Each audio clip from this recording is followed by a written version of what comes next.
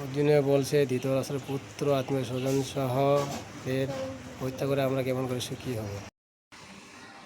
Hare Krishna, welcome to my ভক্তি জীবন channel. আপনাদেরকে স্বাগত করছি। আজকে আমরা আলোচনা করব শ্রীমদ্ ভগবদ গীতা যথাযথ প্রথম অধ্যায় বিষাদ যোগ শ্লোক নম্বর 36 আপনাদেরকে বলার চেষ্টা করব। হরে কৃষ্ণ। পাপমেব সয়দস্মান হত্বা তানততায়ন তস্মন্ন বয়ং হন্তং ধাতরস্তন সবান্ধবান স্বজনং হি কথং হত্বা সুখানি চৈম মাধব।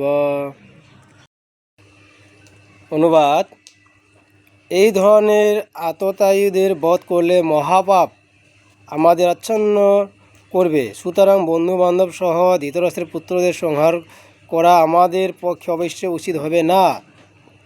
হে মাধব, লক্ষ্মীপতি শ্রীকৃষ্ণ আত্মীয় স্বজনদের হত্যা করে আমাদের কি লাভ হবে, আর তা থেকে আমরা কেমন করে সুখী হব। অর্জুনে জিজ্ঞাসা করছে ভগবানকে, সুতরাং বন্ধু বান্ধব ধৃতরাষ্ট্রের পুত্রদের সংহার করে আমাদের পক্ষে উচিত হবে না। অর্জুনে আগে ভগবানকে সমাধান করে ডাকছে, হে মাধব, হে লক্ষ্মীপতি, হে শ্রীকৃষ্ণ আত্মীয় স্বজনদের হত্যা করে আমাদের কি লাভ হবে, আমরা কেমন করে সুখী হব। এটা অর্জুনের প্রশ্ন। তাই আপনারা কমেন্টে জানাবেন, লাইক করবেন, শেয়ার করবেন, নতুন হলে অবশ্যই সাবস্ক্রাইব করবেন। আবার নতুন চ্যানেলে দেখাবে। হরে কৃষ্ণ।